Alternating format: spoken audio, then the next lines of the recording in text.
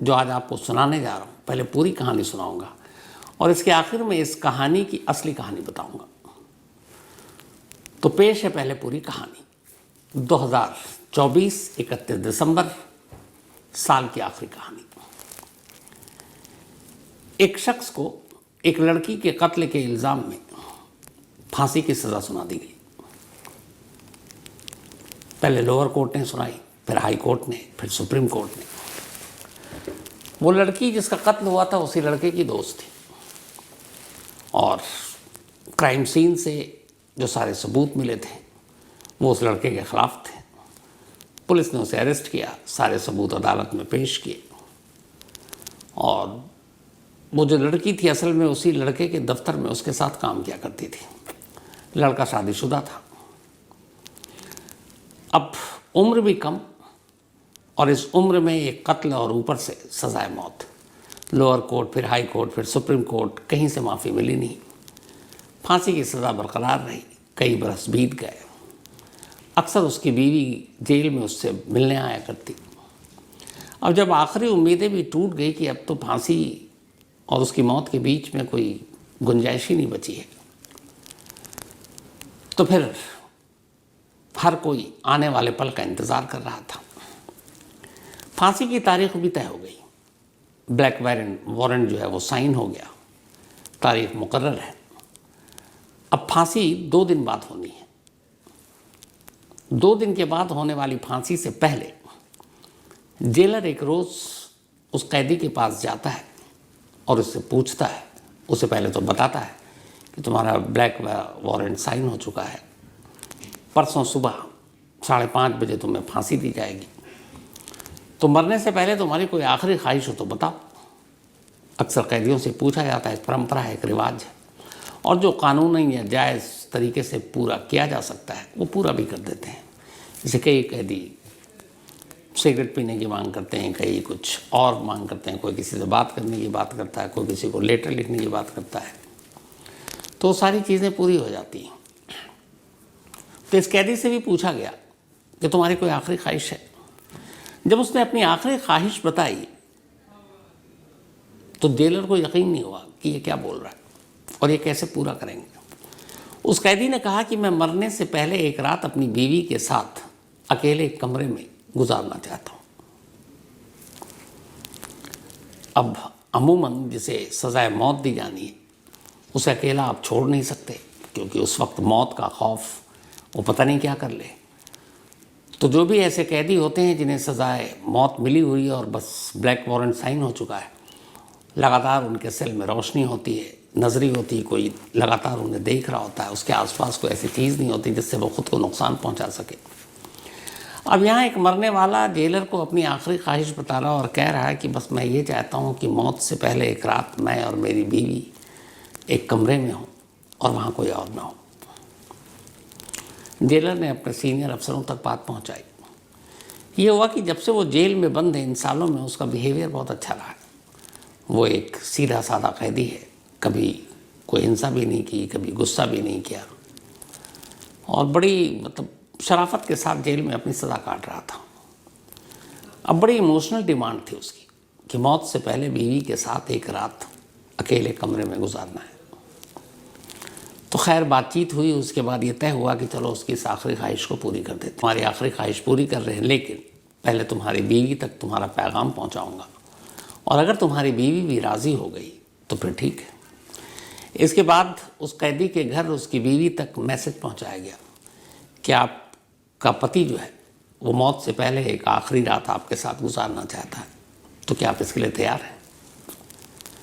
पत्नी इमोशनल हो जाती है, रोने लगती है, कहती इससे बड़ी बात क्या होगी मेरे लिए कि मौत से पहले मैं आखिरी पल, आखिरी रात अपने पति के साथ गुजार सकूं। 2 दिन बाद फांसी होनी थी, तो जेल ने उससे एक रात पहले की रात को चुनी कि पति और पत्नी को मिलाया जाए। तो पत्नी राजी थी, जेल वाले तैयार हो गए। उसके बाद जेलर के ही कमरे में इंतज़ाम किया गया इन पति पत्नी को रात को ठहराने का। अब ये था कि पति पत्नी है, कोई कैमरा भी नहीं लगा सकते क्योंकि नैतिक आधार पर भी गलत था। पति पत्नी का रिश्ता ऐसा है तो, लेकिन ये भी था कि उन दोनों को तन्हा भी नहीं छोड़ सकते। अगर कुछ हो गया तो फिर पूरा जेल प्रशासन ही सस्पेंड हो जाएगा। तो क्या करें? तो जेलर को आइडिया आया कि चलो कैमरा तो नहीं लगा सकते, एक ऑडियो लेपल लगा देते हैं ताकि अंदर की आवाज़ सुन सकें कि ये दोनों बातें क्या कर रहे हैं। और या अगर वो दोनों कुछ ऐसी हरकत करने वाले हैं, एक दूसरे को नुकसान पहुंचाए, दोनों एक दूसरे के साथ मर जाएं, या वो कहे मुझे मार दो, तो फिर फ़ौरन अंदर जाकर और उन्हें ऐसा करने से रोक लिया जाएगा। तो यह आइडिया है कि ठीक है, वीडियो कैमरा तो लगाना गलत होगा, पति पत्नी है, तो ऑडियो रिकॉर्डर जो है डिवाइस वो लगा देते हैं ताकि उस कमरे में होने वाली हर बातचीत को सुन सकें। तो उस कमरे में रात होने से पहले वो डिवाइस लगा दिया गया जिससे अंदर की आवाज़ बाहर सुन सकते हैं। और उसके बाद वहाँ जेल के स्टाफ को जेलर उस जगह पर बैठ गए जहाँ उस कमरे में जो भी अब आवाज़ आती उनके कानों तक पहुँचती। तय वक्त पर बीवी जेल पहुँची। बीवी को उस कमरे में ले जाया गया जहाँ वो कैदी था, उसका पति, जिसे ठीक उस रात की अगली रात की सुबह फांसी देनी थी। अब पति पत्नी कमरे में है, डिवाइस चालू है, ऑडियो का टेस्ट पहले ही हो चुका था, आवाज़ आ रही है, दोनों अंदर जाते हैं, रोते हैं, फिर एक दूसरे से इधर उधर की बातें, परिवार के बारे में पूछता है, सभी के बारे में। तो शुरुआत के कुछ वक्त यही सारी नॉर्मल बातें होती रहीं। ये लोग सुनते रहे, इन्हें लगा कि बड़ा इमोशनल है, कुछ ऐसी बात नहीं होगी। लेकिन फिर कुछ देर के बाद अचानक पूरी बातचीत का टॉपिक ही बदल गया। अब जो बातचीत हो रही है उसे बाहर बैठे जेलर और उसके तमाम जो साथी हैं वो जो सुन रहे हैं, और वो एक दूसरे को अजीब नज़रों से देख रहे हैं कि हो क्या रहा है। इधर उधर की बात करने के बाद रात बीवी ने अचानक पहला सवाल किया पति से। उसने कहा, ये बताओ तुमने उस लड़की का कत्ल क्यों किया? तुम्हारा उससे क्या अफेयर था या कुछ और रिश्ता था? तो वो फूट फूट कर रोने लगता है। कहता, मैंने तुमसे पहले भी कहा है कि मैं बेगुनाह हूँ, मैंने कत्ल नहीं किया। किसी ने नहीं सुनी। मैं अदालतों में चीखा, पुलिस वालों से कहा, यहाँ जेल में लगातार बोला। जेलर को भी याद आया, शुरू से कहता था मैं बेकसूर हूँ, बट मेरी बात किसी ने सुनी, इसलिए कि सारे सबूत मेरे ख़िलाफ़ थे। उस रूम के सारे जो फिंगरप्रिंट्स और बाकी निशान थे जहाँ लाश थी वो सब मेरे ही मिले। तो किसी ने सुना नहीं, लेकिन मुझे किसी ने कत्ल करते भी नहीं देखा, कोई चश्मदीद भी नहीं, लेकिन मुझे फंसा दिया गया। तो बीवी ने कहा कि अच्छा पूरी कहानी बताओ कि हुआ क्या था, क्योंकि वो अरेस्ट हो गया। उसके बाद जब जब मौका मिला बहुत कम। बीवी ने कहा कि आज हमारे पास पूरी रात है और शायद ये आखिरी रात है, तो मेरे दिल पर भी कभी कोई बोझ ना हो कि वाकई तुमने ये कत्ल किया, तो कम से कम तुम ज़माने को, कानून को, अदालत को, पुलिस को, जेल को जो भी बताया, मुझे सच बताओ आखिरी बार, और मैं पूरी धैर्य से सुनूंगी। पति ने कहा ठीक है, मैं तुम्हें पूरी कहानी सुनाता हूँ। फिर पति ने अपनी कहानी सुनाई। उसने कहा, जिस गांव में मैं रहता था वहाँ मेरे साथ मेरा एक दोस्त था। हम दोनों साथ स्कूल में थे, साथ कॉलेज गए, और कॉलेज के बाद इत्तेफाक से हम दोनों ने तय किया कि एक साथ एक ही शहर में जाएंगे नौकरी करने के लिए। तो हम दोनों एक शहर में पहुँचे। वहाँ जाकर हमने नौकरी ढूंढी, और नसीब देखो कि स्कूल और कॉलेज की वो दोस्ती शहर में भी काम आई, और एक ही कंपनी में हम दोनों की नौकरी लग गई। अब हम दोनों एक ही कंपनी में नौकरी कर रहे थे। इत्तेफाक से उसी कंपनी में एक लड़की थी। वो लड़की पता नहीं क्यों मुझसे बहुत, मतलब मुझे मानती थी, पसंद करती थी। जब भी मौका मिलता मुझसे आकर बातें करती। जो मैं घर से खाना बना कर लाता वो टिफ़िन मेरे साथ खाती, अपना टिफ़िन शेयर करती। दिखने में खूबसूरत थी। तो धीरे धीरे हमारी दोस्ती बहुत गहरी हो गई।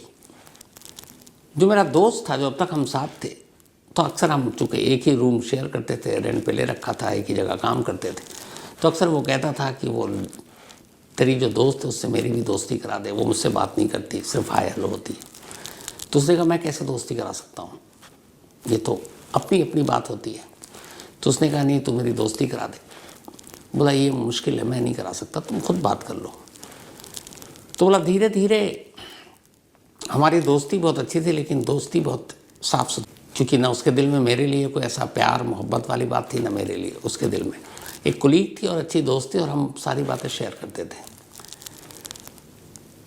उसने कहा कि एक रोज़ उसने अचानक कहा, जिस दिन छुट्टी थी, कि मैं तुम्हारे घर आऊँगी और कुछ तुम्हारे लिए खाना बना कर लाऊँगी, मेरी माँ बनाएगी और तुमसे बातें भी हो जाएगी। तो उसने कहा ठीक है, आ जाओ। तो बोला वो संडे की छुट्टी थी, मैंने घर वर साफ़ किया कि भाई वो आ रही है, थोड़ी ये ना देखेगी गंदे तरीके से रह रहे हैं। और मैं सब कुछ तैयारी कर रहा था। इत्तेफाक से वो मेरा दोस्त, उस दिन संडे था, उसको कहीं जाना था, वो चला गया, मैं घर पे अकेले था। तो फिर वो आई। जब वो आई तो फिर कुछ चीज़ें ऐसी थी जो मैं भूल गया था लाना। मैंने उसको कमरे में बिठाया, मैंने कहा मैं आता हूँ, और मैं चला गया। और फिर मैं बाज़ार गया, वहाँ से कुछ लेकर लौटा। तब तक मुझे करीब 45 मिनट हो चुके थे। जब मैं आया तो अंदर देखा कि बेड पर उसकी लाश पड़ी हुई है, चारों तरफ खून है। मैं बदहवास उसके करीब गया, उसको टटोल आ कि शायद जिंदा हो, सांसें चल रही हो, हॉस्पिटल ले जाऊं। और इसीलिए मैंने उसकी लाश को छुआ, झंझोड़ा, ऐसे पकड़ा, हिलाया, पर उसके अंदर कोई जान नहीं थी। अभी मैं ये सब कर ही रहा था और कुछ समझ ही में नहीं आ रहा था कि मैं आगे क्या करूं। तब तक मेरा दोस्त वही आ गया कमरे में, और वो देखा और वो चीख पड़ा, ये तूने क्या किया। फिर इतनी देर में आस पड़ोस के कुछ लोग उसकी चीख सुनकर आ गए। फिर उनमें से किसी ने पुलिस को फ़ोन कर दिया। फिर पुलिस आ गई। पुलिस आई, उठाकर हॉस्पिटल ले गई। डॉक्टरों ने उसे मुर्दा करार दे रखा था। फिर उसके बाद पूछताछ हुई तो पता चला कि कमरे में मैं था अकेला। तो पुलिस मुझे पूछताछ के लिए पकड़ कर ले गई, मेरे दोस्त को भी ले गई। लेकिन रात होते होते मेरे दोस्त को छोड़ दिया और मुझे गिरफ्तार कर लिया और कहा कि उस कमरे में तुम अकेले थे और तुमने ये कत्ल किया। मैंने कहा कि मैंने नहीं किया। अब उसने कहा मैं भी समझ नहीं पा रहा था कि मेरे पीछे में हुआ क्या उन 45 मिनट में, मुझे आज तक नहीं पता। लेकिन फिर पुलिस आई, उसने सारे फिंगरप्रिंट्स, ये सारी चीज़ें उठाई। तो अब जाहिर सी बात है, मैंने लाश को छुआ। उससे पहले वो आई थी, मैंने उसको पानी दिया, उस गिलास पे भी मेरे फिंगरप्रिंट्स, उसके भी। तो सारी चीज़ें मेरे ख़िलाफ़ चली गई और मुझे आज तक पता नहीं कि किया किसने था, लेकिन सारे सबूत मेरे ख़िलाफ़ थे। तो पुलिस ने चार्जशीट दाखिल कर दी। उसके बाद मुझे गिरफ़्तार किया गया, मुकदमा चला, आखिर तक चलता रहा और हर जगह से मैं हार गया। बट मैं तुम्हें सच कहूँ कि मैं बेकसूर हूँ। तो उसने, ये बीवी ने कहा कि अच्छा ये बताओ कि मैं तुम्हारी बातों पे यकीन कर रही हूँ, लेकिन तुम्हें क्या लगता है उन 45 मिनट में कौन आ सकता तुम्हारे घर पर, और कोई ऐसी बात जिससे तुम्हें लगे कि इस केस पे रोशनी डाल सकती है। अगर तुम बेकसूर हो तो किसी ने तो मारा है, कोई तो कातिल होगा। उसने कहा मुझे खुद समझ में नहीं आ रहा है। फिर कहता है कि एक ही बात मन में आती बार बार, लेकिन वो मैं किसी से इसलिए नहीं कहता कि मेरे पास कोई सबूत नहीं है। तो उसने कहा क्या आती है, कभी तुमने मुझे भी नहीं बताया। उसने कहा कि जिस दिन वो आ रही थी उस रात मैंने अपने दोस्त से शेयर किया था कि कल वो आएगी, थोड़ा घर वर साफ़ करना है। तो उसने बहुत इंटरेस्ट लेके पूछा था अच्छा कितने बजे आएगी। और वो सारी चीज़ें पूछने के बाद जब सुबह उठा तो उसने कहा कि जब वो आने का वक्त था उससे थोड़ी देर पहले उसने कहा कि मुझे कुछ काम है, मैं जा रहा हूँ। मैंने उससे कहा भी रुक जा, उससे मिल ले रहा था। उसने कहा नहीं मुझे कुछ काम है, वो चला गया। तो मुझे ये बड़ा अजीब लगा। रात को वो बहुत इंटरेस्ट ले रहा था, सुबह अचानक उससे ऐन पहले वो चला गया। और हमारे घर में और कोई कभी आता नहीं है। और फिर जब ये सब कुछ हुआ उसके 5 मिनट के बाद वो अचानक घर के अंदर था, मेरा दोस्त। तो मुझे ये भी समझ में नहीं आया कि वो उसने कहा था कि मैं शाम तक लौटूंगा और उसी वक्त लौट आया। और जब मैं ऐन लाश के पास था, उसको देख रहा था, वो आया और उसी ने ज़ोर से वो चीखा और उसकी चीख सुनकर आस पड़ोस के लोग आ गए और उन्होंने पुलिस को फ़ोन किया। तो बस एक शक है मेरे मन में कि कहीं मेरा दोस्त तो इसके पीछे नहीं है। लेकिन बचपन से मैं उसे जानता हूँ, वो कम से कम कत्ल नहीं कर सकता और मैं उसका इतना अच्छा दोस्त हूँ कि मुझे झूठे केस में फंसा भी नहीं सकता। लेकिन मन में है कि फिर और कौन, तो और कौन का जवाब मिलता नहीं, ले देकर बात उसी पर आकर रुक जाती है। लेकिन उसके ख़िलाफ़ आज तक मुझे कोई सबूत मिला नहीं। तो मैं कोई बोला नहीं कि देखो मैं बेकसूर हूँ। मैं कम से कम दुनिया क्या कहती मालूम नहीं, मरने से पहले तुम्हारा भरोसा जीतना चाहता था, तुम्हें यकीन दिलाना चाहता था कि तुम्हारा पति ऐसा नहीं, और मेरा उस लड़की के साथ कोई अफेयर नहीं था, हम बहुत अच्छे और सच्चे दोस्त थे और मैंने उसका खून नहीं किया। बीवी कहती है कि मैं तुम्हारी बातों पर यकीन करती हूँ। इसके बाद वो पूरी रात दोनों रोते हैं और बातें कर रहे हैं। इधर बाहर जेलर और उसके तमाम साथी उसकी कहानी सुन रहे हैं और वो बातचीत रिकॉर्ड भी हो रही है। सुबह हुई, वक्त ख़त्म हुआ, पति और पत्नी के मिलने का। कैदी की आखिरी ख्वाहिश पूरी हो चुकी। आखिरी बार पत्नी अपने पति को गले लगाकर रोते हुए विदा लेती है, जेल से चली जाती है। उधर जेल से चली जाती है, इधर कैदी जेलर को थैंक्स बोलता है और जेलर और उसके बाकी साथी सब अजीब उलझन में कि जो पूरी रात हुआ, जो उन्होंने सुना, वो क्या था। क्योंकि कैदी को भी नहीं मालूम और उसकी पत्नी को भी नहीं मालूम कि उस कमरे के अंदर दोनों जो बातचीत कर रहे हैं, ये बातचीत कोई सुन भी रहा है। ये बातचीत शायद सिर्फ उन दोनों के बीच की थी, तो इस बात से अनजान थे कि उनकी बातचीत बाहर कोई सुन रहा है। तो इसका मतलब ये हुआ कि जब वो अनजान थे, उन्हें कुछ पता नहीं, तो जो भी दोनों अंदर बात कर रहे थे वो सच बात कर रहे थे। किसी को सुनाने के लिए नहीं, किसी को बहकाने के लिए नहीं, बल्कि दो पति पत्नी के बीच की आपसी बातचीत थी। जेलर को यकीन हो गया कि वो बेकसूर है, पर फिर कौन। उसे लगा कि पक्का उसका दोस्त ही कातिल होगा। जेलर ने फ़ौरन ऊपर अपने सीनियर अफसरों से बात की। उन्होंने कहा कि अब क्या होगा, सुबह हो गई, आज आखिरी रात है, कल सुबह उसकी फांसी का वक्त है, अब कुछ नहीं कर सकते। वो अपने सीनियर से बोला कि साहब, तमाम गुनहगारों को फांसी हो ठीक है, एक बेकसूर को फांसी हो, ये कम से कम इंसाफ और कानून का भी कत्ल है। हमें कोशिश तो करनी चाहिए, हमारे पास सबूत है कि वो बेकसूर है। फिर ये हुआ कि अच्छा कोशिश करते हैं। इसके बाद वकील के थ्रू अदालत में फ़ौरन इमरजेंसी सुनवाई की अपील की गई और कहा गया कि ऐसी ऐसी एक बात थी, एक कैदी ने आखिरी ख्वाहिश जताई, पत्नी आई, दोनों बंद कमरे में बात कर रहे हैं, इस बात से अनजान कि वहाँ एक ऑडियो रिकॉर्डर रखा हुआ है और उनकी पूरी बातचीत रिकॉर्ड हो गई है और इस बातचीत के हिसाब से वो बेकसूर है। तो प्लीज़ इसकी फांसी पर फ़िलहाल स्टे लगाया जाए और इस केस की नए सिरे से जाँच की जाए। जब ये सारे सबूत कोर्ट के सामने आए तो कोर्ट भी कन्विंस हो गया। उसने कहा बिल्कुल, बेशक लेट हो लेकिन गलत फैसला नहीं होना चाहिए, इसलिए इस केस की नए सिरे से जांच शुरू की जाए। कोर्ट ने ऑर्डर दिया और तब तक इसकी फांसी की सज़ा को मुलतवी की जाए और पुलिस को हुक्म दिया कि अब इस मामले की जांच करो। फांसी की तारीख कैंसिल हो गई, ब्लैक वारंट कैंसिल हो गया।